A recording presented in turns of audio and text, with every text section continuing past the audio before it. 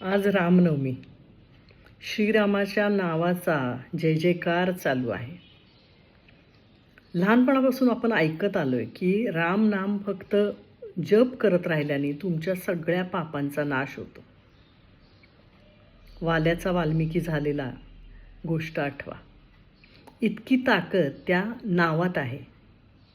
पण आता झालंय काय की रामनवमी हा फक्त एक सण सोहळा राहिलाय.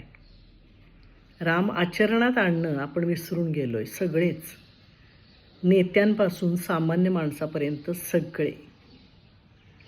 फक्त मुखात रामाचं नाव आणि आचरण मात्र रावणाचं. किती उदाहरणं दिसत आहेत आजूबाजूला. रामाचा एक तरी गुण दिसतोय का तुम्हाला? शोधून पहा.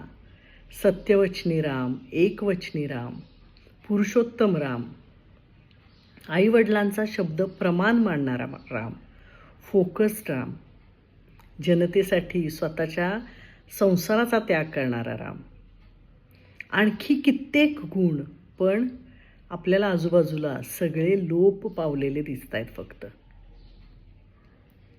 आपणही आपल्या शब्दाशी प्रामाणिक नाही.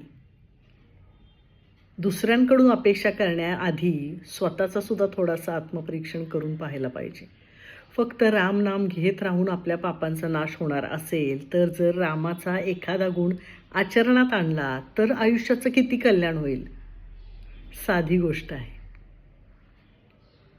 या रामनवमीला निदान थोडंफार राम जगता येतोय का याचा विचार करून तसा संकल्प करूया. बघूया. रामनवमीच्या खूप खूप शुभेच्छा.